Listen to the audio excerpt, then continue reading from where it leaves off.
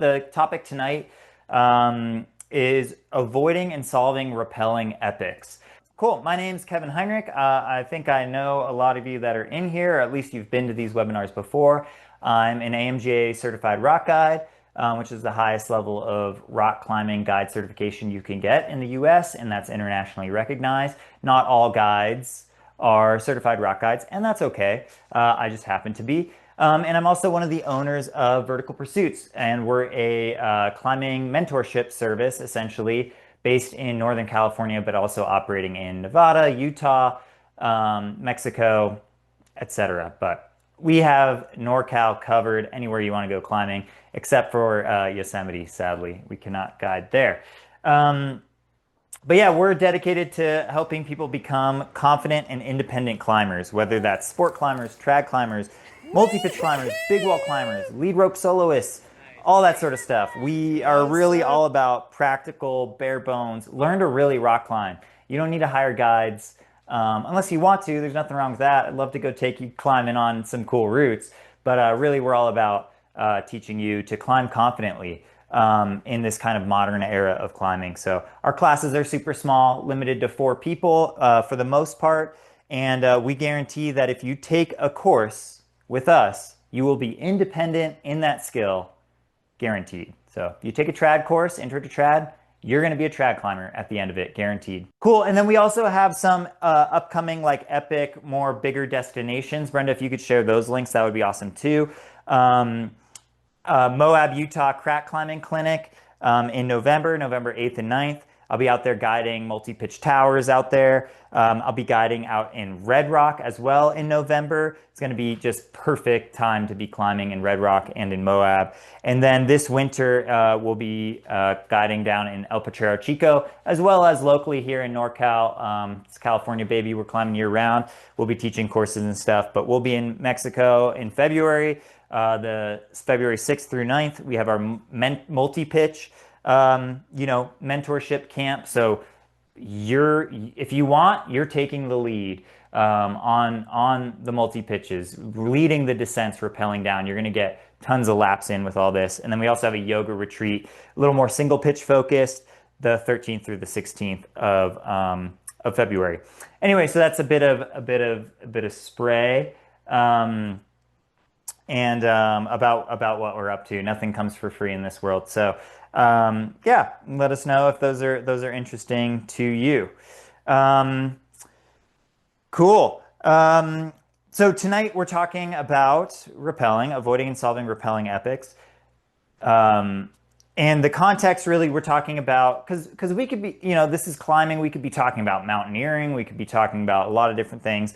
But the context for our discussion is 5th class rock climbing, generally with solid anchors. Okay, so how we do things is going to be different if we're, building snow anchors, or if the anchor is a little bit suspect, if it's, worn tat on a block or something. We're gonna behave a little bit differently, and I can't really add in all of those elements of all those varying kind of deviations in our brief discussion tonight.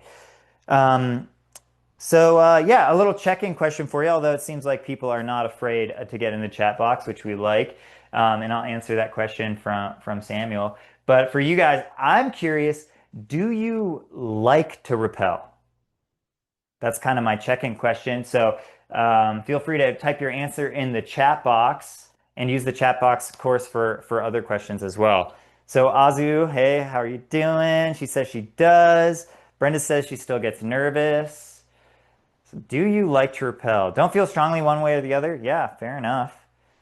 I don't think there's like an answer for this necessarily. Mariana enjoys it. Oh, we got more people in here. Hey, 10 people. Canyoneering, which is mostly rappelling. Yeah, I thought canyoneering was so lame, I'm not gonna lie, until I went and did it. And I was like, this is so much fun. As a climber, it's like, oh, it's just rappelling, but you're like out exploring with your friend. It's such a fun adventure. I really actually enjoy canyoneering. Come canyoneer with me out in Moab in November. That'd be super fun. We're permitted for all the canyons out there. So, I mean, not all the canyons, but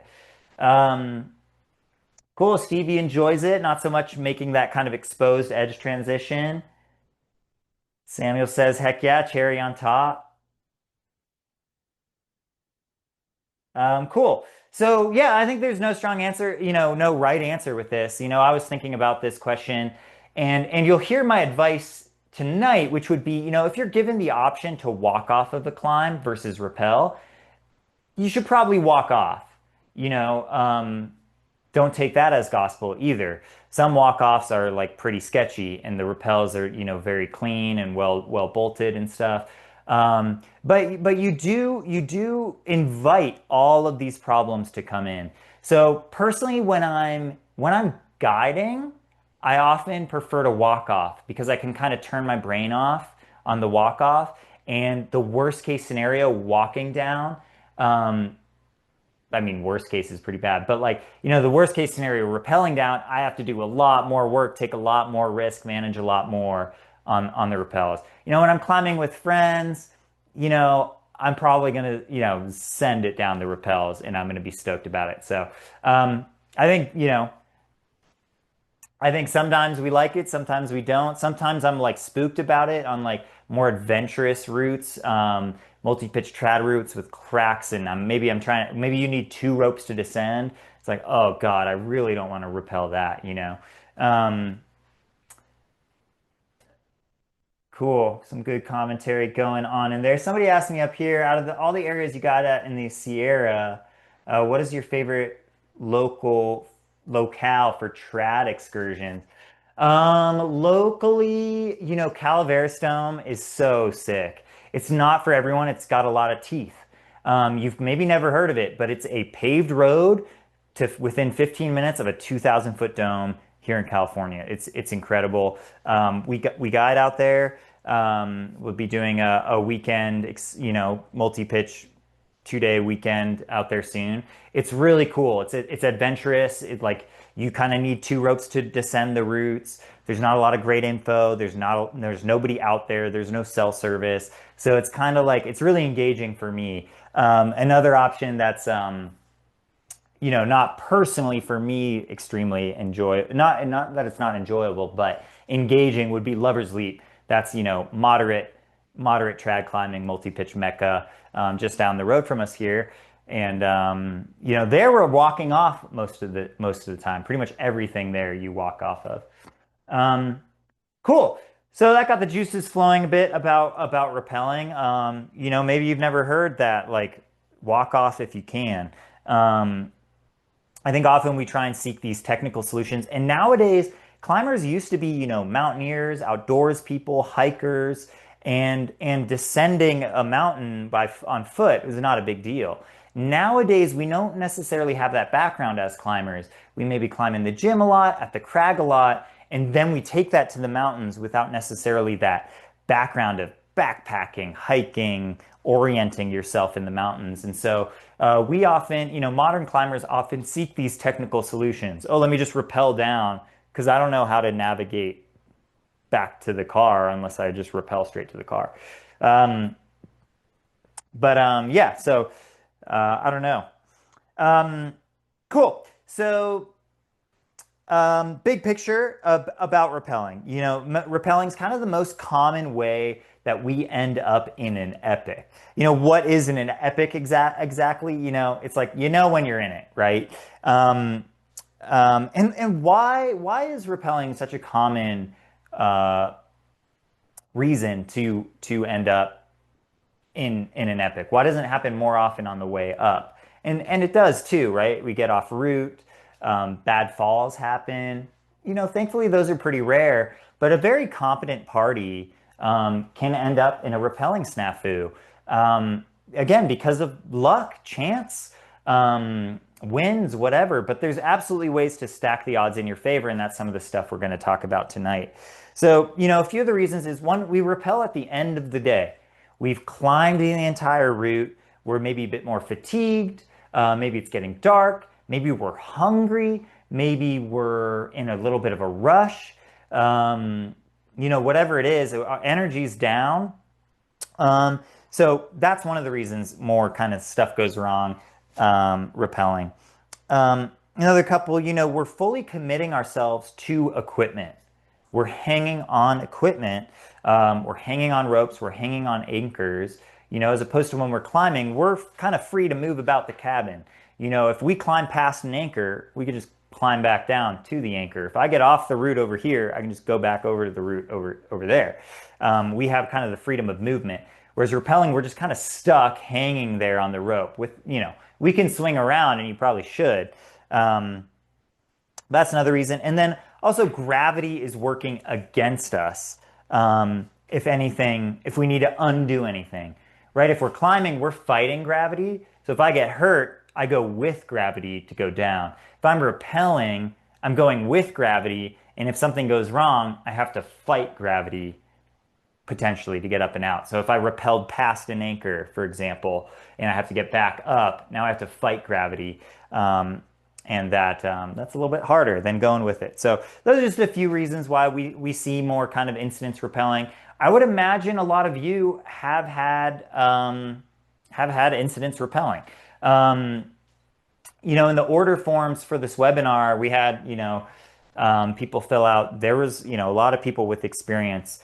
Some pretty challenging problems to solve that, we wouldn't get to in this webinar. But, it's quite common but as your skill set improves and as your awareness improves, you'll get yourself into less and less trouble. Cool. So still kind of on the big picture, like rappelling, we should really treat rappelling with respect. Often we research the ever living hell out of the rock climb. Before we even get to the multi-pitch, we know the gear on the crux pitch. We know that, like Stoked Climber 420 on Mountain Project ticked it and said, oh, they found it a little bit hard for the grade. We know every little detail about the climb. And then we don't know, we're like, oh yeah, you're supposed to rappel or something, like you rappel or something. It's like, let's put some thought into the descent as well, how long of a rope we need, obviously for the descent. Where is it? Do you rappel the route you climbed? Just like give it some thought. Do your research. Give the descent adequate time. Don't pick objectives where you're going to be max out to climb it. The summit's only halfway, so they say. So give yourself time to get down. Give yourself time and energy and daylight to get down off of that climb. And then something I put here, don't poke the rappelling bear. That might come up a few times as we talk here, but rappelling, like you don't want to poke the bear. So example of poking the bear would, hey, I'm gonna skip this rappel. Or I'm gonna skip this rappel anchor. I'm rappelling down. I hit this anchor. I look down. I'm like, I think I can make the next one. That's poking the rappelling bear as one example. Cool. And then big picture also, like you got to practice this stuff. There's technical solutions here. I have a ladder over here. I tried kind of rigging up a way I can maybe show some of this stuff. It's quite clunky and I don't think is a great use of our time. We'll see how things go. I'm not trying to, like, I am trying to sell courses. Obviously, I have a self-rescue course this Sunday. People in this chat have taken rescue courses with me. But whether or not you take a course or not, like practice them in the tree in your backyard. Can you do any of this stuff? It's one thing to think you can or know the theory. You got to practice. And I bet some of your climbing partners would be down to practice. And get hands-on with this stuff if you can. So I'm gonna have a sip of water here, and then we'll get into our kind of basically we'll have a few different things that we can do wrong, the most common ones, I think, and we'll talk about prevention of those things and then solutions for those things. So, and you can say, you can chime in if you've had any of these happen to you.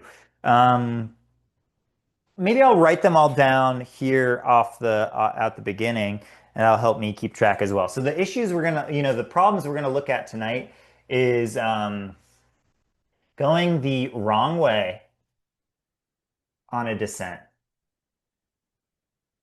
Okay, I think that one, you can see that. Cool. That one's that one's pretty common. We go the wrong way. Um, this one's particularly scary and what we spend a lot of our brain on, which would be stuck rope. Often we think that's going to lead to like the ultimate reality of like, oh, you have to ascend up on a jammed rope or something. It's like, no, you really never have to do that. Um, am I going to run out of space here? No. Dropped device. I'm just going to write ATC for now. We dropped a belay device. So common, and so not a big deal. So easy. Total nothing burger, total non-issue. And yet I know people that have been in this situation and they didn't have, it's not like they needed more equipment. They needed just a little bit of knowledge but they didn't have it. And so they put themselves in so much risk for this total nothing burger of a problem. Um, okay. The next one is passing the anchor.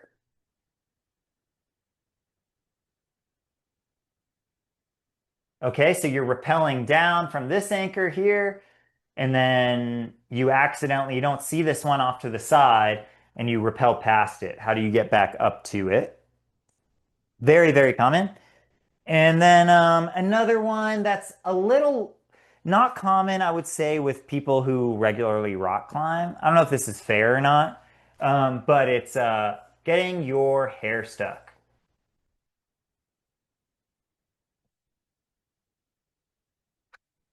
So that's what we're looking at tonight. Both prevention of all of these things first is what we'll talk about, and then some solutions for these problems. And you know, particularly, we might not get super technical. I mean, I'm rigged up, but I think it's just not going to look good. It's this is not a great venue to teach technical skills. I have very little like room to work with here. But yeah, we'll look at solutions. A lot of these solutions are pretty simple. Um, cool. ASDF says that's bingo. I assume what they mean is that they've done all of these. I'm gonna think. Have I done all of these? I don't know if I've actually dropped my ATC, but I've certainly done everything else. Certainly done everything else. Um, I mean, have I dropped? I don't think I've dropped my ATC, but yeah, I'm sure people are like relating to these things. Um, watch your partner drop their ATC. Yeah, totally. I see it all the time with my clients on my like intro to multi-pitch courses and stuff. And it's great. I actually want it to happen because I can show you how easy it is to solve. And if it doesn't happen, I'll just start throwing belay devices off the cliff so that we can learn how to solve these issues. I don't actually throw them, I just take them from them. I'm like, okay, pretend you dropped that. Now what do we do? Okay, pretend you dropped that. Now what do we do? So yeah. Cool. So we'll start with going the wrong way. This is going to be the most kind of preachy, I think, of these. And I always feel a little bad when I'm preaching about like do your homework and all this sort of stuff, especially because I feel like the people like you guys who are coming to this learning opportunity, this continuing education opportunity, you probably are pretty like smart about this stuff and careful and it's like the people who aren't here are the ones who maybe need the preaching a little bit more. But so really take the time. So going the wrong way, so prevention, right? Um, should we do prevention and then solution for everything? I think we'll do prevention of everything first and then solution of everything. Um, so we've already talked about some of the prevention for this, which is, pick objectives that aren't massively bigger or different than objectives you've already chosen or already done, especially with that particular partner, for example. So that might mean, oh, I've climbed a 4-pitch route at Lover's Leap. That's awesome. Okay. That doesn't mean you can go climb a 4-pitch route in the Alpine, right? Because that's totally different. You have a long approach. You might want to bring that down a little bit. objective wise, or I'm going to climb a four pitch route that has a four pitch descent, right? If the four pitch route with a walk off took you all day, the four pitch route with four rappels is going to take you, potentially even longer if you're newer to rappelling. So pick appropriate objectives. And give you enough time for the descent, enough daylight for the descent, enough energy for the descent. Often, when we're just a little bit in a rush, we'll risk death. If I'm a little hungry, I'll risk death. If I'm like, oh, it's gonna get dark soon, and for some reason I don't want to be in the dark, we will risk death. We're humans. We see it all the time. If it's, rain's threatening or if it's starting to rain, whatever, you're wet, it's cold, that'll kill you eventually, right? But, and I'm speaking a little flippantly, but we have examples of all of this, in Potrero a few seasons ago, there was a rappelling fatality, potentially related. I don't want to make assumptions really, but, there was a rain event. There was maybe a bit of a hurry going on. So, stack the odds in our favor by giving us, considering and respecting the descent of the climb, right? Respect that process. Get information, do your research, collect data on the descent. If it's more of an alpine environment, there might be waypoints. On Mountain Project, a great thing you can do, you can read comments, of course. Sometimes those are a little overwhelming. If it's a classic route that's more beginner, or not beginner, but like if it's a classic route, it's gonna have 50 million comments. Scroll all the way, start out the most recent ones and work your way back.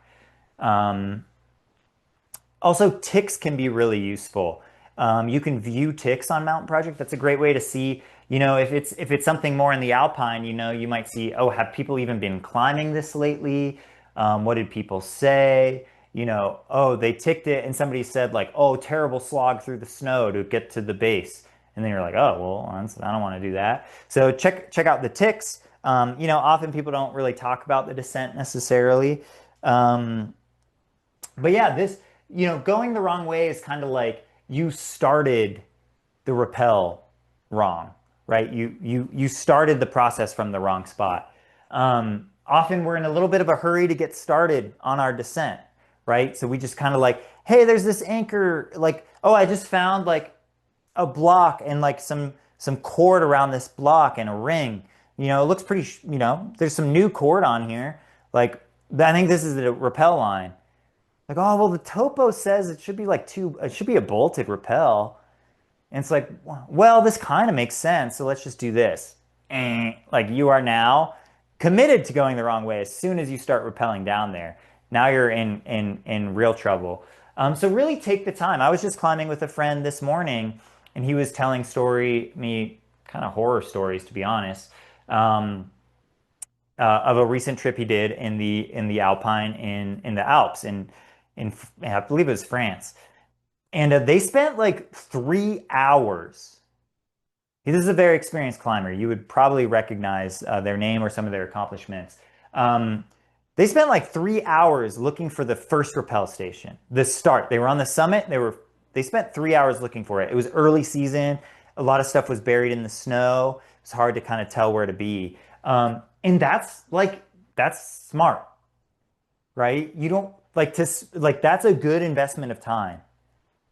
Because if you start, especially somewhere like in the Alpine, if you start going the wrong way, man, you are in a world of hurt. So really take the time to get on the right. If it's supposed to be bolts, find the bolts. If it's, if you're finding tat and, weird stuff, it doesn't match the description, take your time, explore around, try and understand the situation you're in.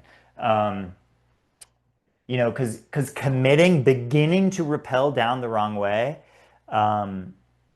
that's a lot. That's a lot of trouble. So, cool. Last one for that, as far as this is kind of getting into solutions, but be willing to go back the way you came. Often like What I mean by that is like maybe you start to commit to the rappel, you do one rappel down, and now off of that anchor you weren't so sure about if it was the right one, and now you hit an anchor of total BS, and now you're convinced it's the wrong way, maybe go back up. Because committing to the wrong way, is as soon as you pull that first rope, you have no clue, what you're getting into. In case somebody's lost in the context, this would be like you climbed a peak in the Alpine, and then there's like a ridge line or whatever, and you climbed a route here, and then often in the Alpine, it's like, oh, the descent route is over here, so you'd come over here, and then you'd rappel down this way. And so it's not the route you climbed. And so as soon as you were to pull that first rope and commit, now you're committing down this rap line. You kind of have no clue what happened. You might do the next rappel and there's just two skeletons hanging there.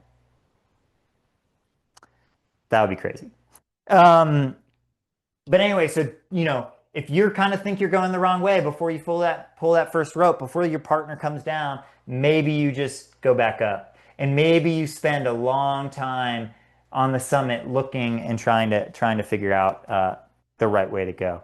Um, cool. So that's enough about prevention for going the wrong way. Basically, just do your homework, give respect to the descent, and pick objectives that you're gonna have time and energy for those descents. Um, Arguably, another really good one here for prevention would be a headlamp. Have a headlamp. Have a damn good headlamp. If you're, I like to have like a little crappy headlamp when I'm like really not or small. I'm not, it's not crappy, it's good, but it's small and compact. If I'm not expecting to be, if there's no possibility of me getting benighted, I bring a small headlamp. If there's a chance it's going to become a long day and I might be doing something in the dark, I bring a really friggin' good headlamp. And that thing is awesome. Cool. So that's enough about that. A little preachy. I'm sorry for that, but um, yeah, I don't know if anyone has any comments about that or their personal experiences when they've kind of gone the wrong way. If what I described there can relates.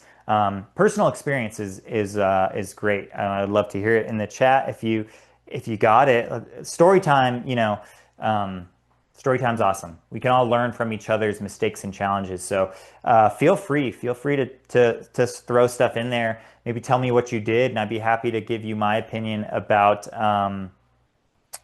what you did and how, what I would have considered. Oh gosh, that's a great story there. Um, okay, so the next kind of common problem is getting your rope stuck.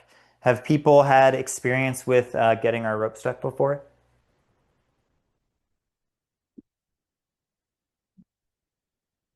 So Sam says, one of my worst descents early in my climbing career, we only had one headlamp between a party of four people, and we were forced to back off a route that was not designed to be repelled in the dark. Yeah. So um, that's a tough one, Um, and there's a few things there, and I don't want to pick on you. I'm sure you learned a lot from that, right? Party of four people, probably two parties of two, right? But only had one headlamp. You had to back down off of the route, and the route was not rigged to rappel, right? So it was probably a trad route with trad anchors, right? And then you were out in the dark. So yeah, I've made every mistake in the book, right? I'm not in any high horse about any of this. I'm not shaming anyone. It's just like these are the things that happen. Um, so let's see. Main reason we made it off was two ropes. I was the experienced dude trying to guide. Three needed. Yeah. Yeah. So that's a lot to take on. That's a lot to take on. You're the experienced person taking three people up a climb. Um, yeah, that's a lot. Three newer climbers. Yeah, cool. Yeah, thanks for sharing. Yeah, and that's, that happens. Bailing off of roots happens. Um, and it's no big deal to leave gear behind. I've had to do it more recently in my climbing career. Left gear behind in a when I was bailing. Cool. Um, so the next common thing is a stuck rope. So this is a particularly like this is what I'm worried about. Me personally, really, when I'm doing rappels, I'm worried about a stuck rope because all this other stuff, like I'm pretty good about going the right way and doing my homework. Um, and I know what to do. That's a nothing burger. If I pass an anchor, absolutely no big deal. I know what to do. I practice these skills all the time.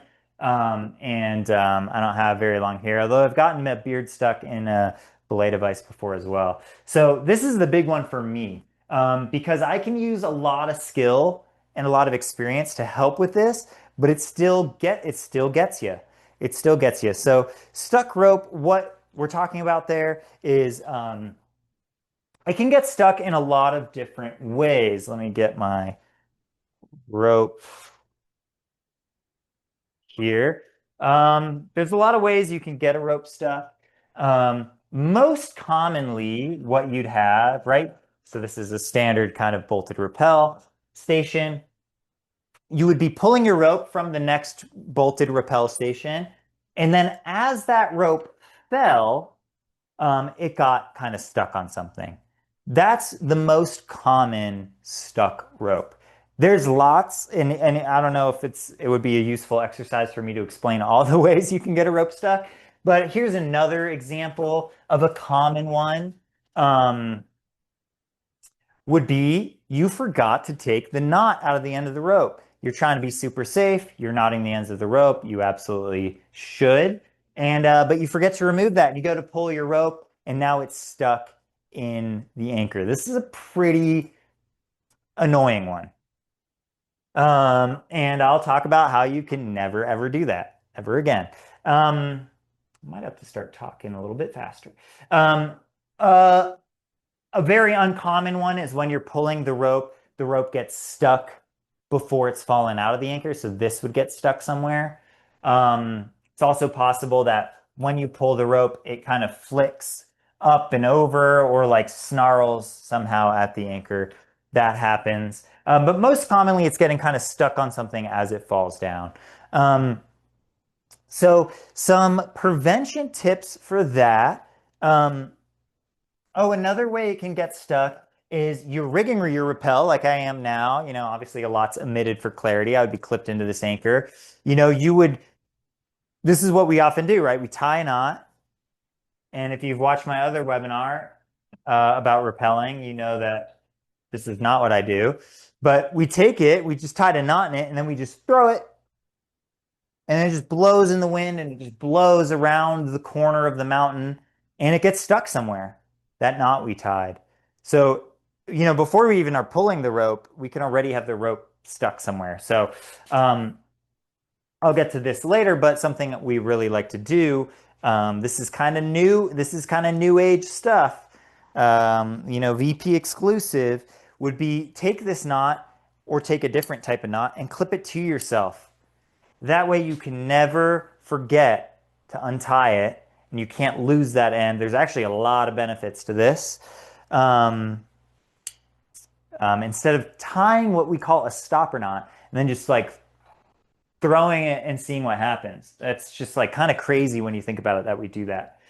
But okay, so prevention of a stuck rope. So don't throw a knotted rope end, clip it to yourself. Number two, I'm going to write this one because this one's huge. Do the shortest rappels possible. If you have a party of 3 and you have 2 climbing ropes, do single rope rappels if you can. That's called poking the rappelling bear. If you try and skip rappels by, oh, we got 2 ropes, oh, we'd be down out of here in no time. Well, now you've tied 2 ropes together, you have another knot that can get stuck, and you're potentially having to go 70 meters, to fix that problem instead of 30. So do the shortest rappels possible. Do short rappels. I don't even know how many L's are in rappel. I wrote all this stuff. What else? Do short rappels. Okay, so that's how you avoid getting ropes stuck. Sam says pulling two ropes sucks. So much more energy expended. Yeah, totally. I often guide in a party of three, like in Mexico, for example. And every pitch we climb, we're rappelling. Last season, I guided a 25 pitch route. We rappelled 25 pitches, and it was fast as hell. But yeah, I often guide with two clients, so then I have two ropes. I coil up one of those ropes, I put it on my back, and we rappel with one rope, and I just have peace of mind. And we're quick. The rappelling's quick. Those 25 rappels, I think they took us 3 hours or something. I don't remember exactly. It's something like that, right? I mean, I'm pretty good at this stuff. I do it for a living, but like, it's like, um, you know, trying to avoid doing, trying to turn six rappels into three, but adding like way more chance of something going wrong is so silly. Six rappels is nothing. Just do six rappels. You're out of there. You're having pizza. It's no big deal. So do the shortest rappels possible. If that might be the best thing you can get out of this webinar tonight. Even if you're doing a single rope and you're rappelling down and you hit an anchor and you look down and you're like, is this where I'm supposed to go? I don't know. I don't know. I feel like I'm supposed to go to the next one. Hey, take the anchor. Take it. Unless it's like egregiously short. But sometimes that's what it is. Oh, you do a 30-meter rappel and then you do a 5-meter rappel. Sometimes that's what it is. And the topo would help you with that. But if it's a good anchor, a nice modern good anchor, take it. Do those short rappels. It's so nice. Keeps the party moving, keeps the ropes moving down the cliff. Um, I taught an intro to multi-pitch course recently, and I always finish those courses. I tell people, hey, you know how now have the information to get yourself into a lot of trouble, And somebody went and he went to go practice multi-pitch climbing in his local area, and there was a walk-off. He decided not to do the walk-off because he wanted to practice rappelling, and he skipped a rappel anchor. He poked the rappelling bear, and he couldn't pull the rope, and he had to solve it, and he solved it well. But yeah, do the shortest rappels you can. Um, Another tip, so we're talking about preventing stuck ropes. You never want to rappel past any rope that's on a ledge, in a bush, in a crack. So what I'm talking about here, let's say we're rappelling off this anchor and I threw or a different anchor, and when I threw the rope down, there's a ledge over here with some bushes, and the rope just kind of got all piled and tangled up here, and it's all tangled. But I still have a loop going down, right? Like that. So when I'm rappelling as the first person down, I don't want to rappel past this snarl. If I get down here, it's like, oh my gosh, all that's above us. If I start pulling it, it could be stuck. It could pull down blocks onto me. It could be a lot of problems. So this one seems kind of obvious, but I see people do it all the time. There's a little tangle and they go down past it and then they pull down on themselves. It's like, no, solve it when you're at it. Where this is a little less obvious is when you throw the rope down, and I'm not showing our kind of clipping it to ourselves, but this could happen even with that. When we throw it down, it ends up, on a long rappel, it ends up off in a tree or something off to the side. So we don't really notice until we get well below. But never rappel past ropes stuck in a crack, on a ledge, any rope. It should just be below you. The only rope that should be above you is the rope going to the anchors. So that's a great tip. Give a little thought when you pull your rope. Often on a multi-pitch stance, you're hanging you don't have a lot of choice in where you can pull your ropes from, but you do have some choice. And so give it a little bit of thought. Where are the obstacles I'm worried about? How can I maybe pull in the best way to avoid those obstacles? Should I lean out over this way and pull this way, pulling back? Maybe it's more left. Give it some thought. and some foresight. And those skills will develop over time. Um, Pulling hard at the end of your pull, I would advise a little bit of caution with that. I often see people do that. They just like, and that's not always the best. Um, what I would say, because if you mistime it and you yank really hard when the rope is still through like this, like let's say you yank now, or maybe a little lower, but it's out of the camera, this is going to snarl up and it could actually get stuck on something above the anchor. So, you know, I would err on the side of maybe don't do anything, but just pull it. And then you can, there's a lot of rope weight here. Once you feel the rope start coming, you can kind of give a little bit of a outward impulse in the rope. So you're basically, creating like a wave in the rope away from the rock that's going to help it fall clean. Some of this is like some of this is just like maybe I'm making it 2% less likely to get stuck. And I take those odds because it doesn't cost me anything. If it cost me 10 minutes, I probably wouldn't take it, but it costs me nothing. Um, um, okay, another one I'm big on is I'm very on edge when I'm rappelling. But another thing I do is when we rappel down, me and my partner rappel down, we have combed out any twists that might be in this rope. So this rope is beautiful and perfect.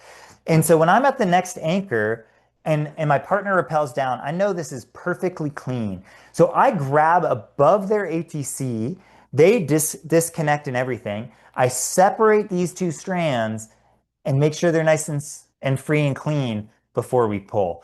If, and most people I see don't worry about that. If when we rappel down, there's all these twists below the ATC, my partner just pops their ATC out. Now those twists go up and that can cause more friction and more problems when I pull. So we just combed it nice and clean. I like to keep it that way. I like to be very deliberate when I'm pulling the rope. I'll still have control over both ropes. As it's going up past me, I'll be like, yes, the knot is out. Sometimes you take the knot out and it ties itself a new knot. So you need to confirm those things. So you want to be very, very, very deliberate at these rappel transitions. Um, cool. And then what are you worried about when you pull, when you're pulling your rope?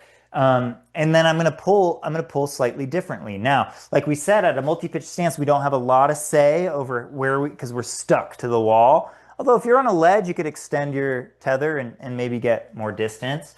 But if I'm worried about the rope getting stuck more in bushes or on blocks or in trees, I'm going to try and pull the rope um, straight, straight down or like straight out. Because if I put the rope straight through a bush, it's more likely to come straight down. The alternative would be to pull kind of sideways. And if I pull sideways, when the rope falls, it's going to fall sideways like this, and it's going to be more likely to catch onto a bush. Okay. Um, so that would be if it's like bushes or really blocky stuff. Another option is splitter cracks, right? I have this beautiful splitter crack I just climbed on that pitch. Well, now it's the opposite. I don't want to pull the rope straight down because that can just fall straight into the mountain, into that crack and get stuck. So now if I'm most concerned about a crack, I'm going to pull from the side as much as possible so that the rope falls down. It can't fall into the crack, it just falls along, the outside. Now, of course, you have some mix of both often, right? You have some bushes and you have some cracks. So that's just a little thought. If it's your last rappel and you're on the ground, you have a lot of free reign about where you pull from. It's always best to pull from out of the cliff and off to the side. That's the best. So if we were looking top down and this was the wall we just climbed, so this is top down, so this is, your rope tarp at the bottom or something, just for our perspective. The best place to pull from is out and to the side if we had the option. Now, multi-pitch climbing, we're stuck pinned against the wall. And the only reason we don't pull from here every single time is because we're lazy. And when we're lazy and we pull and it gets stuck, I mean, you were asking for it. And I do it. I do it too, you know? But that's kind of the best, that's kind of some tricks I've picked up over time. I don't know. I think that it really works um,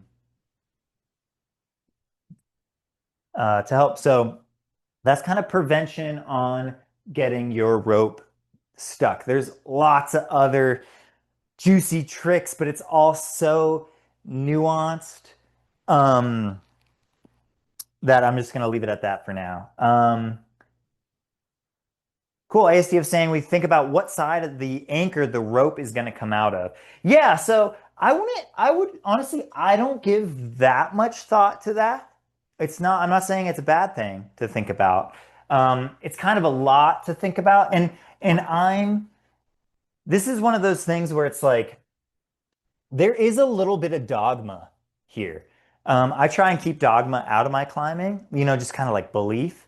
Um, but the reality is there is here, the combing out of the ropes and how I grip above and separate. That's maybe a bit of dogma. And maybe it's just like, 3% better. So you're saying you think of, when you're pulling the rope from below, you're thinking about which strand you're pulling through from which side. I don't really think about that personally.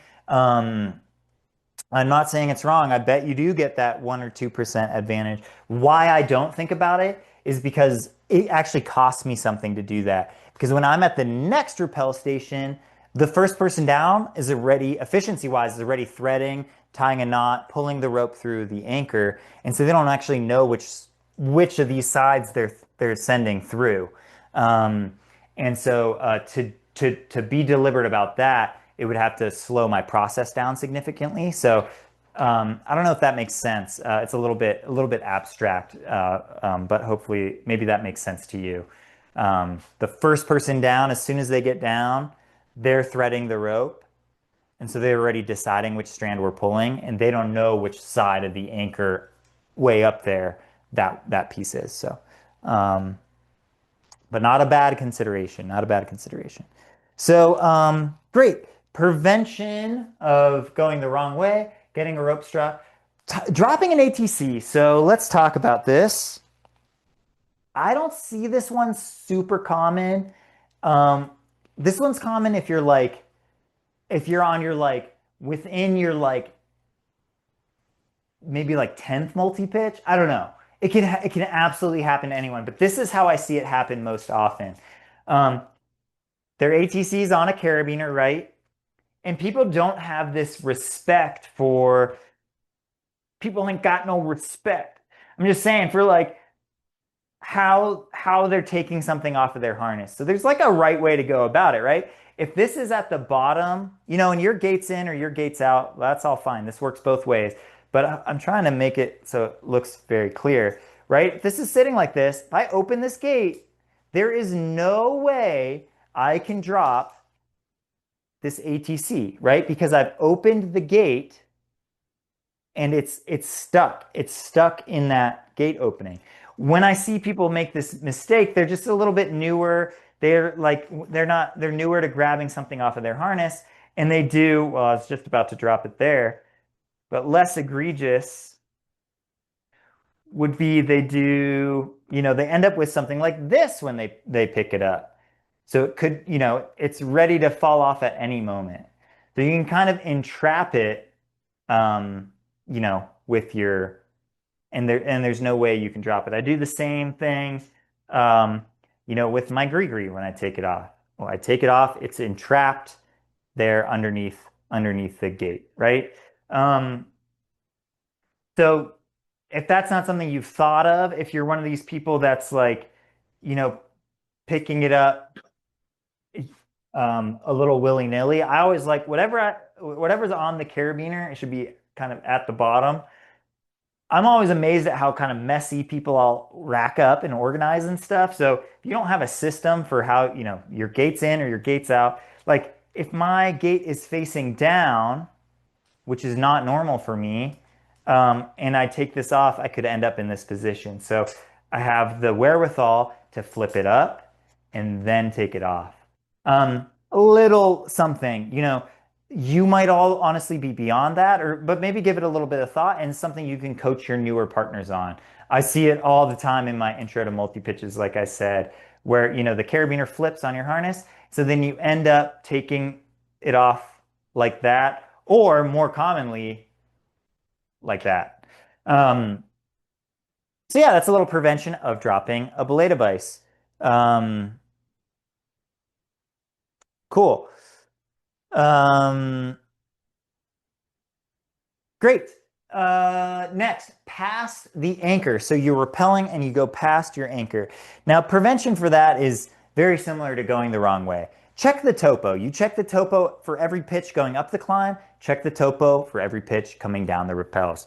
If you are rappelling the route you climbed, it's pretty simple. But still, if you're like just zipping down, you're trying to get to the ground or whatever, it's so easy to brain fart and totally skip a rappel. So take the time. Rappelling's overall it's not a long process. If rappelling's a really long process for you, it would be great to see you out on one of our courses. We also teach at multi-pitch, what we call beyond the basics. So for folks who have multi-pitch experience and you want to learn efficiency tips, those folks with a little bit of coaching, they are flying down the rappel, like the real legit multi-pitch, four-pitch rappels we do on those courses.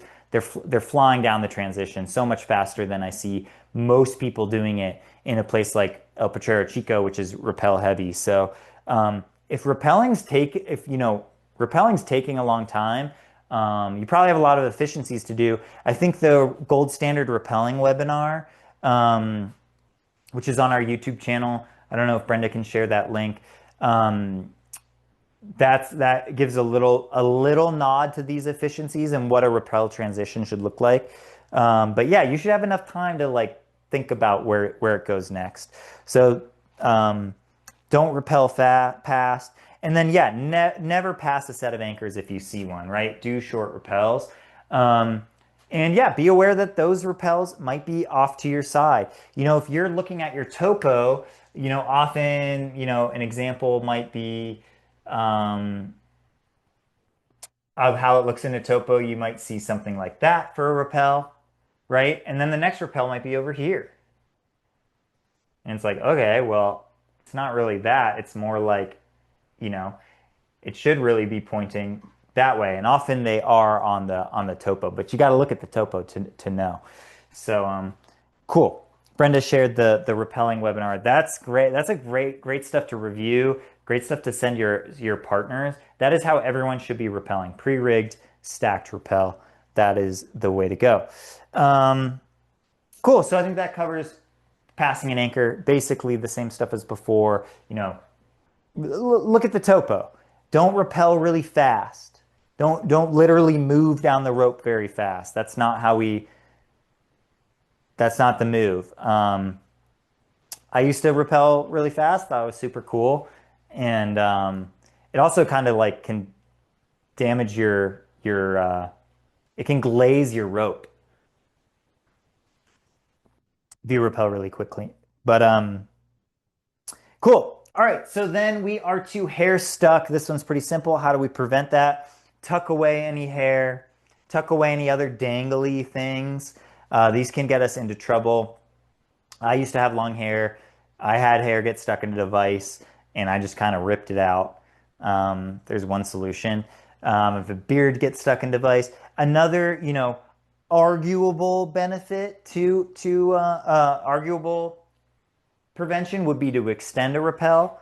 It kind of depends. An extended rappel can often be a little bit more out in front of you or a little more at head height. So your hair is falling below, right? If you have long hair. Whereas if you're coming off your right here, that's where that long hair is going. Everyone should be extending their rappel anyway.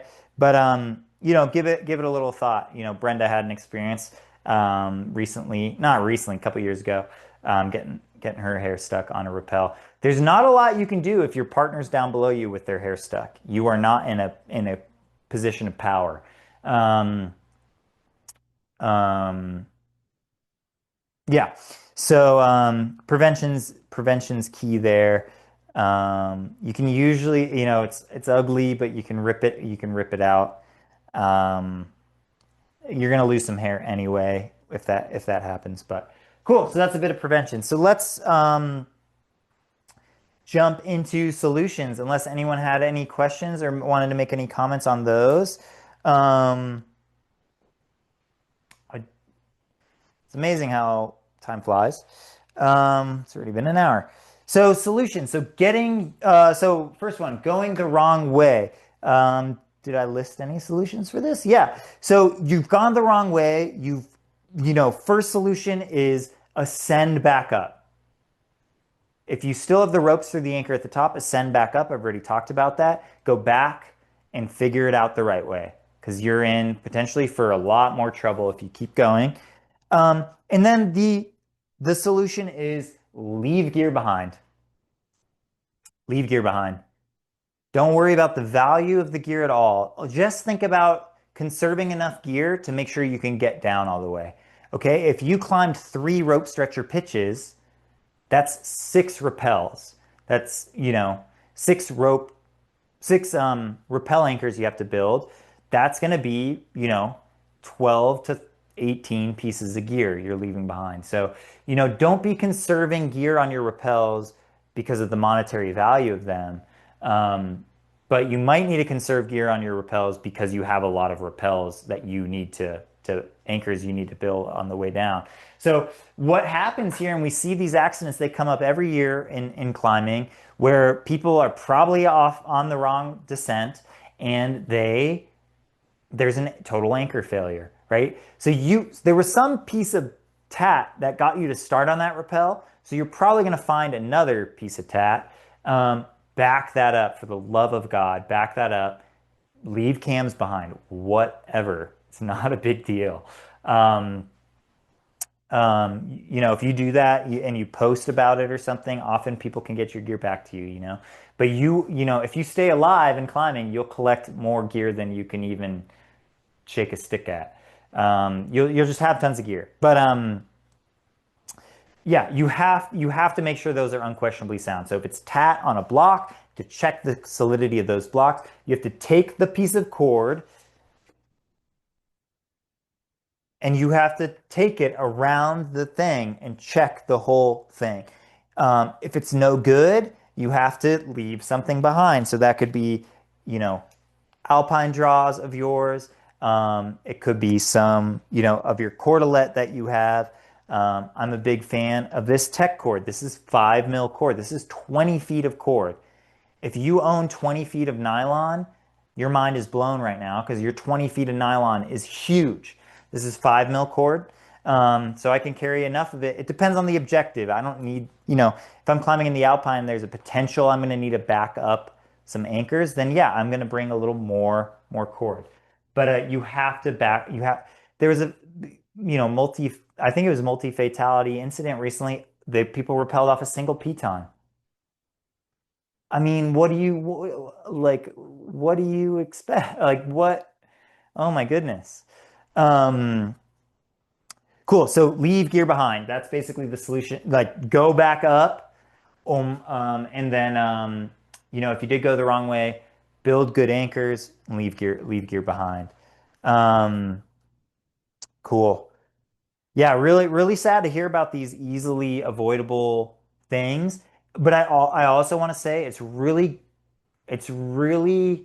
everyone here can make those same mistakes. Yeah, there has been a report. I think I read it a while ago. I've forgotten a lot of the details. It was a relatively inexperienced party. The group was too big. They took way too long on the objective, so probably inexperienced.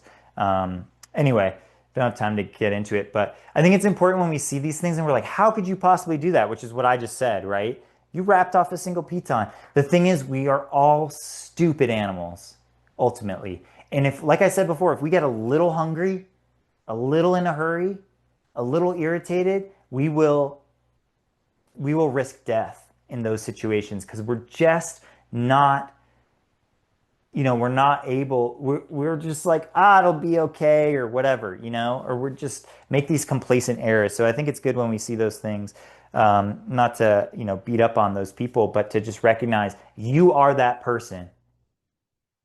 The right state of tired, overwhelmed, whatever, you are that person.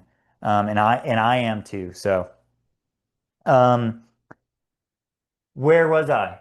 Um, Going the wrong way. Yep. Okay, cool. So that's some solutions there. Stuck rope. Okay, this is when we get a little cowboy. Um, there's a lot of skill to playing with stuck ropes. If you're pulling your rope, it falls, it gets stopped on something, take a deep breath. Most of the times that's gonna come down. What we don't want to do first is pull on it. That's not the first thing we do. The first thing we do is we're going to flick the rope from various different directions, and there is an absolute skill to flicking. There's an absolute skill to it. I'll share a little insight on it, but we're going to flick first because if we pull, we can maybe it's just sitting on a crack or something, and if we flick, we can flick it off of that. If we start by just now it's wedged in the crack. And now if we flick, we can't go back to flicking. Flicking, there's no way you're flicking it out, right? So we're gonna flick first. I might flick for 2 minutes before I even pull a little bit. And then when I pull a little bit, it's like, oh, it comes right away. But you still wanna flick before you pull, right? You want to exhaust flicking before you start pulling. So how do you flick? So um, I love these, cowboy rodeo lasso and stuff. So um, you guys can see this. Yeah, so this is our kind of cliff, right? And we're rappelling, down this face. When we flick the rope, we really want to create a big wave in the rope. So we really want to, I wish we were at a cliff right now. You really want to pull out to create a big impulse outward. And then I let a little time lag. I pull out and then snap back. Okay, so it's kind of that pacing. So I'll pull the rope. And you got to create a little slack for this. The rope can't be, it can't be tight when you do this, right? It can't be tight. You want to give a little slack, and then you're going to pull out and then snap forward, and you're going to try and send this wave traveling up the rock. So it's about this timing. We'll go out, in, and that's going to send this wave, and you can like lift the rope off stuff. It's awesome when it works out. But there's a skill to it. And I often see people, they're just kind of like, there's the rope's kind of tight, and they're just like, ah. That's not really it, right? It's like up, down. And that's going to send a big old wave. And I'm going to do that from this angle. I'm going to try it from this angle. I'm going to try it from this angle. So I'm going to do that for a bit. You might lift it off. Often that doesn't solve the problem. But then you'll just give a little pull, and often the thing falls off of that little bush or something. But you got to flick first. Um, and then from different angles. And then you'll start with light tugs. If you have two sides of that rope, you'll do maybe light tugs from both sides. Um, and then you might pull a little bit harder. Now be careful with pulling harder because, and then there's also pulling really hard where like you and your partner are like hanging and bouncing on it, right? Because you could pull something down onto you and create a worse situation. So if it's on that, oh, it's stuck up, it's up on that blocky ledge, like, I don't know, maybe don't pull super hard. Maybe you just climb that pitch again and then take the rope off.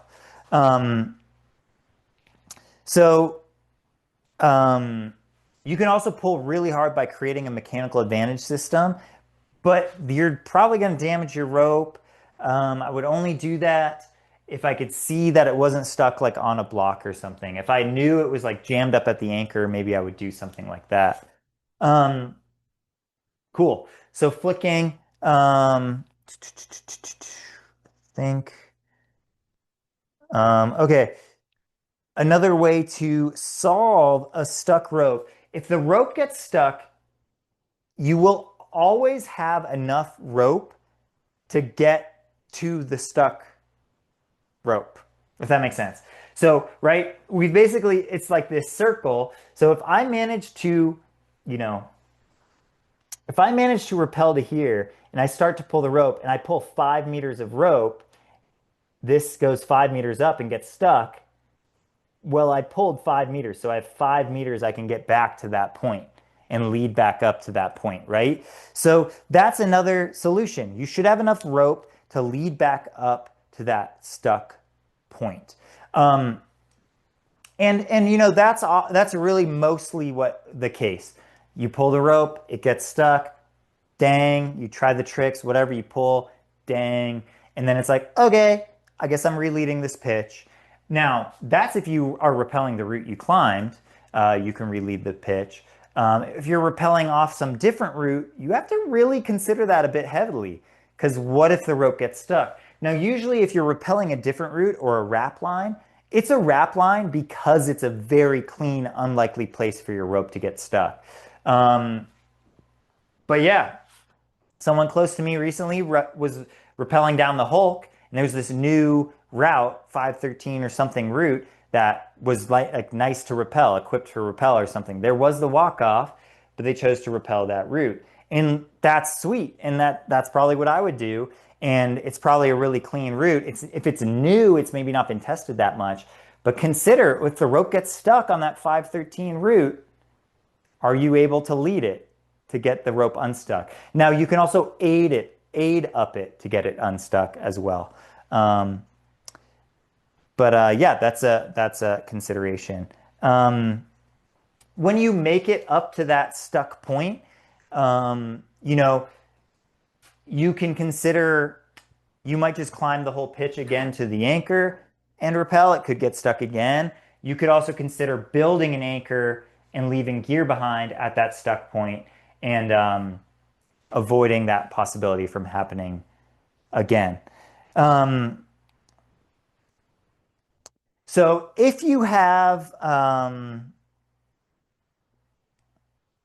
let's say it's this kind of situation where you're pulling the rope and it gets stuck on the way up. Or maybe you can't pull the rope. You just try and start. You can't even start to pull the rope. There's too much friction or something. If you have both ends of the rope and the rope's through the anchor, you're good. You don't need to do any leading. You're just going to ascend with prussiks, friction hitches. There's ways to do this, right? You're not just going to grab and haul yourself up the rope, but you're going to ascend up the both ropes. If this gets stuck somewhere on the way up, you only have to lead climb up to where you can get to both ends. Oh, sorry, you can't see this. You'd only have to lead climb to where you could get to that end, and then you could start ascending both ropes. Only if it's still through the anchor, if that makes sense. It's pretty rare. You'd have to really have poked the rappelling bear for you to do a rappel and you're not even able to move the ropes. You probably skipped a rappel, right? Or you're probably on the wrong rappel route because you're climbing a often climbed rock climb. Unless there's a bunch of skeletons at that belay, like there's a way down off of this thing, right? Cool. There's some other nuance, pretty detailed stuff. Some methods depending, there's kind of a flow chart of if this, yes or no, yes, okay, no, yes, no, that gets you kind of into certain spots. But what I'd like to emphasize here is, you don't ascend up on stuck rope. If the rope is stuck somewhere, like you don't ascend up on it. I mean, that is a part of the decision-making flow chart, but that's like way down there. Like I would exhaust the hang here for 6 hours, hoping somebody walks past and I can shout for help. Then, I'll have hauled on that thing a bunch. I'll be like close to dying of, lack of, what do we die first from? I mean, air, but then it's water like 3 days or something, right? I'd be like, then maybe I'll consider ascending up on the stuck rope. You might like aid climb or free climb and have yourself backed up on the stuck rope that might still hold and should hold. If you're even considering that, you should have already hauled on that thing with like a 6 to 1 or something, and you should know that it can hold your body weight. It's a really, really down the rabbit hole scenario where you're ascending up on a stuck rope. So I find in climbing parlance, people are often like, "Oh, the rope! Oh, if the rope gets stuck, you got to ascend up a stuck." And it's like, no, no, no, no, no, no, no. That's like so down the path. And if I was ascending up on a stuck rope, I would also be placing gear and clipping it on lead. I'd be tied in on lead and being belayed and clipping it in as well. So maybe it's too hard for me to climb or something, or there's sections I can't aid climb. Um, I'm still going to be on belay as well. Um, cool. What happens if the knot is stuck in the anchor like I showed before? Um, and the route is unclimbable. Yeah, so this situation. Now, this definitely happens to folks. The route is unclimbable. That's, unclimbable. You can probably aid it. You can probably, hopefully find a way. What you can do here is you have another 30 meters of rope. If you're in this situation, you have another, yeah, overhanging blank face. So that's why this is so bad to be in this accident or this situation. Is pretty common. So definitely clip this to you, then this becomes a very small possibility. So it's an overhanging Blake face, and you're in this situation. Um, we could play what if all night long. Assuming you've exhausted all other options. Yeah, after I'd hauled on this a bunch, might ascend up it if otherwise I'm just like dying of hypothermia or something, right? But if you've gotten to this point, you have another 30 meters, you have 30 meters of rope, right? So let's math this out. So I'm at an anchor here, that's where the rope is stuck, and then the rope's dangling down. I'm at this anchor, right? I rappelled 30 meters. When the rope was folded through, that's as far as I could get. Now the rope is stuck up there. So I have 30 meters of rope. So I can cut this rope,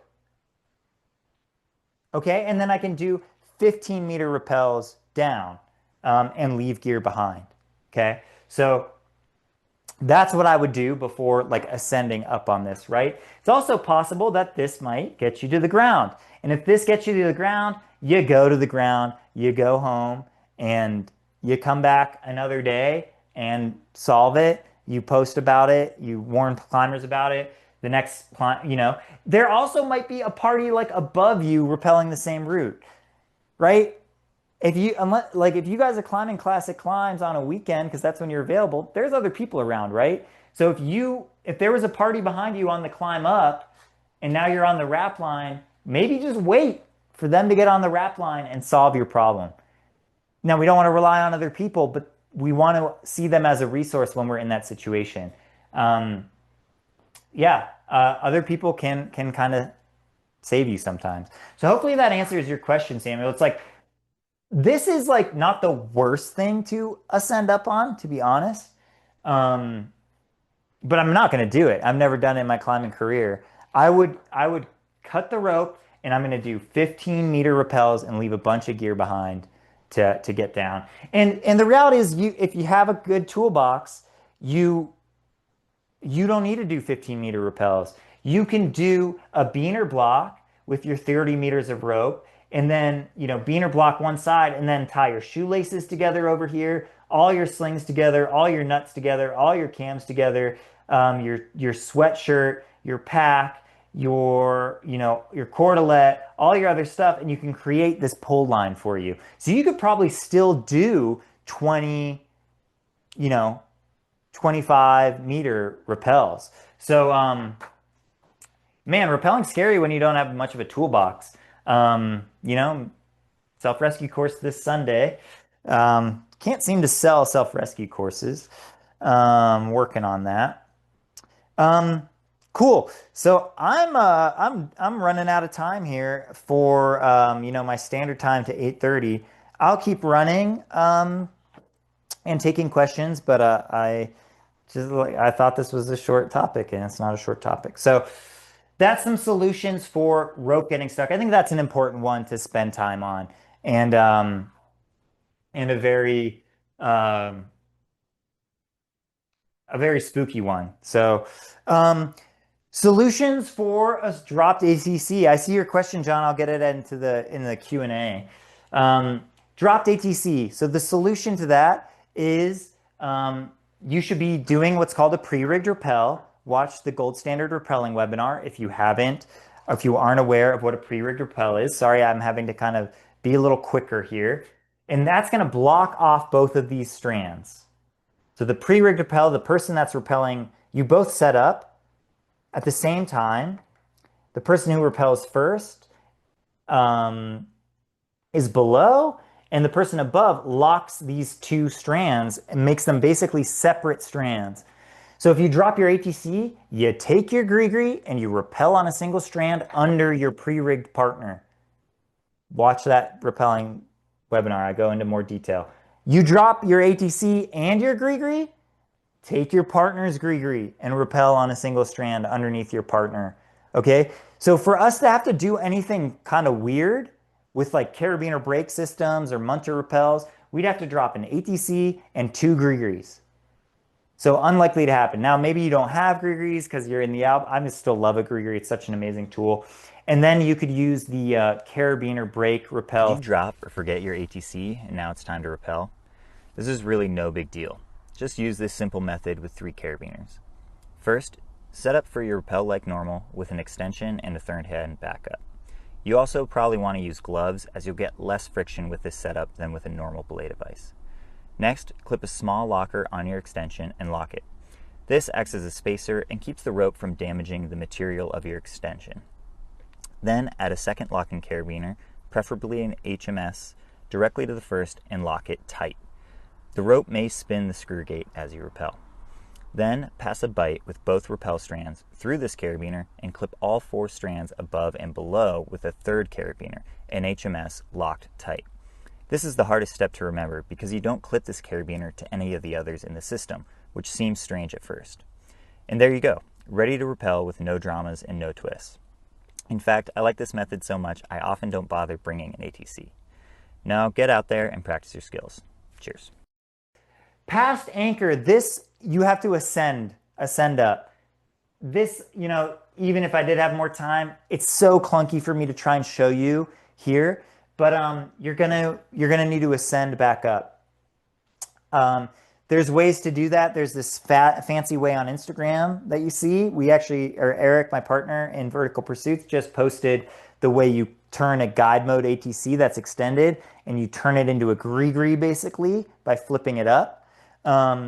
That looks great on Instagram. We hate it for longer distances, Eric as well. So knowing how to ascend on 2 prussics is an option, and my preferred option for a longer distance. Something I also do if I pass an anchor is nobody will ever tell you to do this except for me. I'll tie a stopper knot below my belay device, clip it and lock it to my belay loop. And if I'm on a slab and I pass the anchor and it's like 5 meters above me, I grab onto the rope. I use it as the best handhold in the world. I walk my feet up the slab and I don't let go. And then I clip into the anchor. Batman style. Nobody will ever tell you that. And it shouldn't be in any books. But if the rock is lower angle, right? You have the best handholds in the world. Just hold on and don't let go. That's a Kevin exclusive there. But man, the reality is switching to an ascent is very time consuming. If it's something you haven't practiced, you're likely to make a mistake. Use backup knots, clip those knots to you if you're unsure of what you're doing. That's a way to make it really hard to die. There's also a way to, if you're pre-rigged repelled, right, both strands are blocked off. So I can switch to a single strand ascent, which is much easier than ascending two strands of rope. Single strand lets me use my favorite tool in the world, which is a gree-gree, and potentially other tools such as a T-block or other specialized pieces of equipment that work on single strands. So I might switch to a single strand ascent method. Um, One other option I'll mention, if you passed the anchor, so you repelled, the anchor you were supposed to hit was here, you didn't see it, and you end up down here. An option, instead of ascending up, is you can build yourself a gear anchor and just hang out there. That's you. And then keep the end of the rope, but instruct your partner, hey, I went too far. You rappel to the correct spot and they can pull. You keep this end. If you let go of this end, you are in a lot of trouble potentially. And I've been this person. You keep this end. They don't need it. They'll rappel to here. They'll pull the other end up and through. They'll rig the new rappel and then they'll come pick you up off of that spot. Hopefully that makes a little sense. That's a little saucy. That's committing to your partner quite a bit, their skill level quite a bit. If they have a problem pulling this rope, now you're in a bigger kind of mess. Although you can always ascend up to them. So that's an option as well. Great. And then hair stuck. Oh, I'm going to make it. If we get our hair stuck, that's a very simple technical solution. Basically, you're going to make one ascension up, one move of ascent. So your hair is stuck in the belay device. You're going to pull tight on the brake strand. You're going to relax a sec. All right. It's very uncomfortable. It's very kind of scary, but you're going to pull hard on the brake strand. You're going to cinch up your third hand tight. Tie a stopper knot. Then you're going to put a prusik. Well, if you can touch the rock, you're gonna stand up on the rock, and then you're gonna try and pull rope through your ATC, and that should help bring your hair back out because it got pulled into the brake side. And so if you ascend up, you can bring it out. So a lot of times these skills, we teach them fully free hanging. Those are often the most complicated ways to solve them. But if you can use the rock, that's the easiest way. Maybe there's a ledge right there. Just get on the ledge and get your hair out. But the other, if you were totally free hanging, you tie that stopper knot. You'd put a prusik up above you on the ropes, and then you'd attach a foot loop to that, and then you would stand up and then fight your hair out. Something you want to be good at if those situations happen. And brings into, what do you carry? You should have a prusik. You should have something that's easy to use as a foot loop. Double length sling is great for that. We don't carry what we carry on a multi-pitch for the bare minimum of what we need to build two anchors and climb a multi-pitch. No, we carry what we might need for any of these what if scenarios, worst case scenarios. What amount of gear should that be? It kind of depends on what you know how to do. Often when people don't have much knowledge, they try and fill it with a lot of gear. 13 locking carabiners. No amount of gear is going to save you from having not much knowledge. So, and what you bring is going to depend on your objective as well.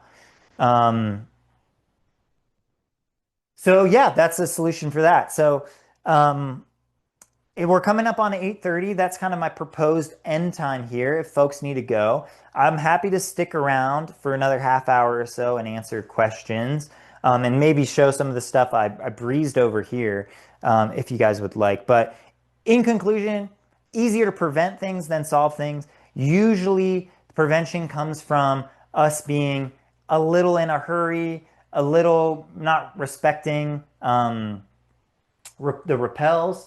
And kind of maybe poking the rappelling bear a little bit.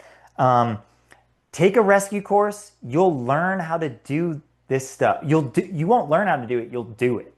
You'll do it for real, hanging on a real rope. If you take courses with us, take courses with other people, you'll stand around on the ground. You'll talk about it because they just have lots of people in their class.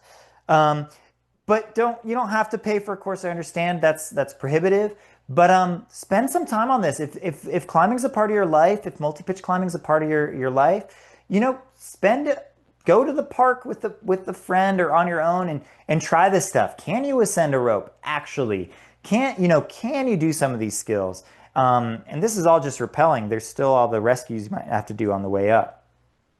Um, and then, yeah, slow down. Be worried about the descent. Do your research. Work your way up in complexity of climb slowly.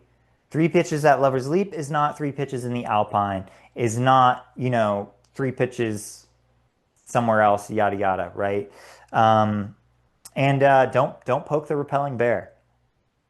So that's our time. I'm happy to, say goodbye to folks that want to sign off now.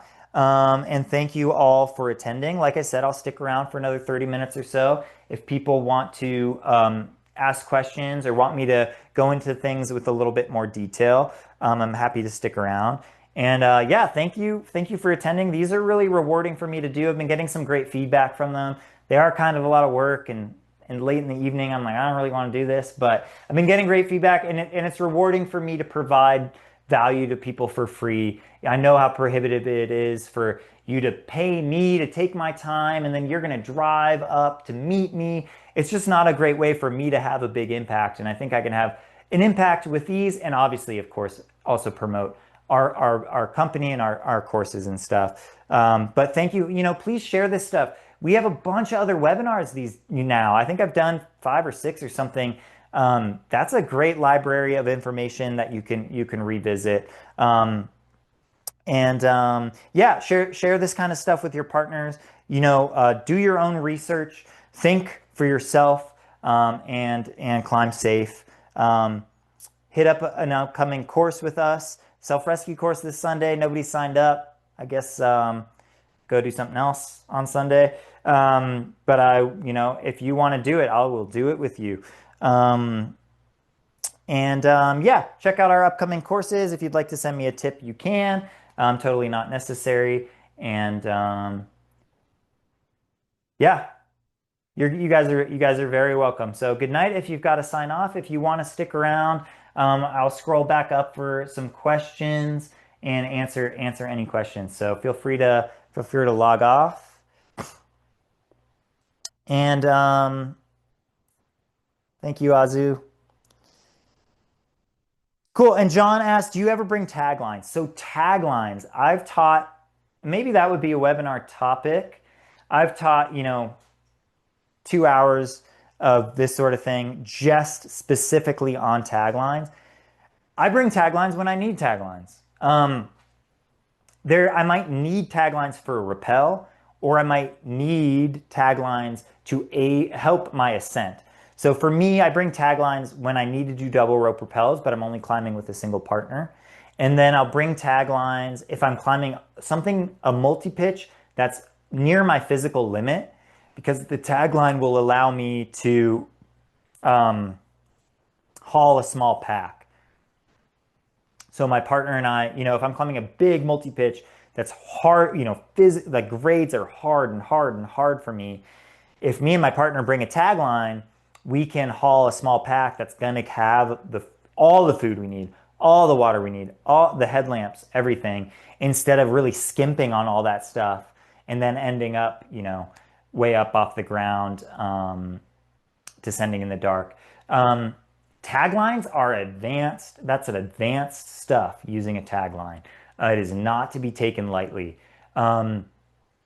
There's using specifically designed taglines like 6mm cords and stuff. They're getting even thinner.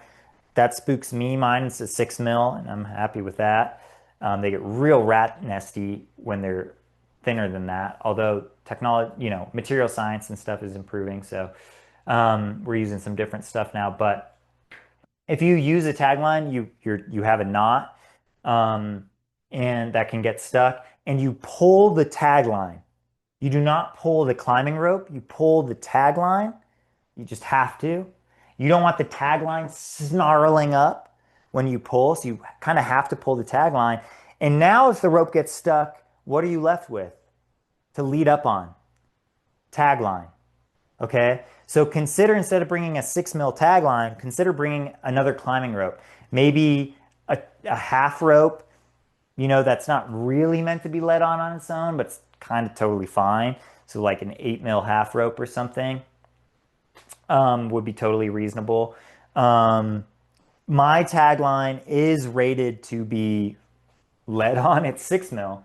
It's rated for one UIAA fall, which is a 1.77 fall factor fall with an 80 kilogram steel mass falling over a 5 millimeter diameter stock, whatever, blah, blah, blah. But yeah, tagline is that's kind of poking the repelling bear. And you wanna be kind of figured out. If you want practice using a tagline, come climb at Caldome with us September 20th and 21st. We're going to be climbing multi-pitches. All those need to be wrapped with a tagline because they are big, old school, adventurous multi-pitches. So the rappel anchors are far apart. And we'll do it. And I'll coach you on it. I'll show you how we do it. There's lots of variants. But don't take that lightly. Taglines, that's a lot of possible trouble. Yeah. ASDF. You've been here a few times, ASDF, and you ask great questions and love to know your name, but that's okay. I appreciate maybe that's your name and I just offended you. But yeah, so using a single half rope or twin rope even as a tagline, little little thicker, a little better in that worst case, a little more comfortable, honestly, to pull. Pulling 6 mil, so annoying. Single carabiner rappel, carabiner wrap. Yeah, my opinion is absolutely not. Not a thing. Don't do that. So you're not talking about a munter hitch. Correct me if I'm wrong. You're talking about wrapping the spine of the carabiner. Um, you're going to get very little to no friction from that. And to be honest, why I'm kind of absolutely nodding, because taken seven, I've taken, man, way more. I've taken 7 programs with the American Mountain Guides Association. I think I've taken more than that. I think I've taken 8. Full rock guide track, alpine guide track, ice instructor, becoming a provider of programs. And I've done, a bunch of other days of professional training with guides, IFMGA guides from all around the world, like hundreds of days. And that's never been taught. So that doesn't mean it's not good, but that's a clue as to. So I think you might be thinking of a munter hitch, not a carabiner wrap. A carabiner wrap is literally like wrapping the rope around the carabiner. Is that what you're talking about? You're not thinking of a munter. Let me click your link here. Yeah, no. No, no, no, no, no. No. Have you done it?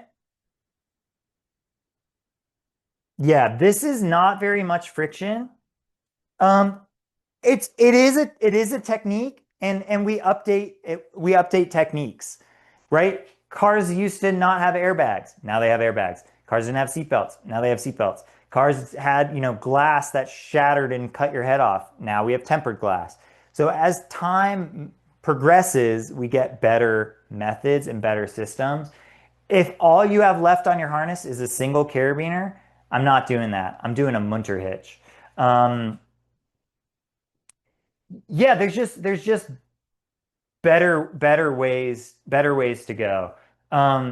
Yeah, I've never done it. It's never come up in guide circles. It's not something professionals are talking about. It's not something professionals are teaching. It's not a thing. I mean, look at the website you just sent me. It's from 40 years, it's a 25-year-old website, and the carabiner that's in the picture is like 60 years old. So I'm not bashing on you, but it's an old technique. It's an old technique, and you might want to update that. Like that's but maybe not, maybe not. If you're more comfortable with it, if you can't remember something else and you have experience with that, do it. Um, but yeah, that's not a modern technique. And that doesn't mean it's bad. And I'm not trying to shame you. I have zero experience with that technique. It's never come up in hundreds and hundreds of days of me receiving professional training as something to do. Um, yeah, yeah. Yeah, and I think it's just like really not very much friction, so you're not getting very much control. Um, and potential to open the gate. That also happens with some of the other methods, but yeah, that would be a fun academic thing to look into, why that's not taught, and the pros and cons. It is very simple, but I think a Munterhitch is very simple. I think pre-rigged rappel and a gree is very simple. But yeah, I'd rather you do that if you knew it than do um, cool. Yeah, yeah. I would never teach that method, but if you're comfortable with it and you have experience with it, that you know more about that method than I do. I've never done it. Would never do it. Don't need to do it. I got other tools in my toolbox to fill that slot. But cool question. Yeah, thanks for bringing it up. Yeah, old technique. People often have, we posted something on our Instagram showing a standard extended rappel setup. Somebody was like, "Oh, these days everybody with their extended rappel, extended ATC, oh, it's ridiculous." Back in my day, we extended the prusik above the ATC. So much simpler. And it's like, okay, what's the difference? Well, first of all, there's reasons we've changed, but ultimately, like, is it really that much simpler to extend a prusik above your ATC than to extend the ATC and not extend the prusik? We just develop and improve on processes over time, right? Slowly and slowly and slowly. Equipment changes, it gets better, got different properties, and so that was definitely that's not a horrible technique, but it's certainly aging out. Cool. Yeah. Thanks for the engaging. Thanks for being engaged, everybody. That was a lot of fun. Does anyone have any other questions? Hopefully you're not like, oh, if I ask a question, he's gonna be mean to me. Cool. Well, we'll call that a wrap. We'll get. I can't even talk anymore. I've had a nice day of activity, climbing and other fun stuff. Yeah, my pleasure, Azu. Always a pleasure. Great to see you. My webinar champion. She hasn't been to all of them, but I think she's seen them all. So I don't know if that's a mental disorder or a stoked climber. Yeah, we got to climb together recently. Yeah, yeah, totally. On an awesome course. Ozzy was falling on her trad gear. It was sick. So yeah, come check us out for a course and have a great night.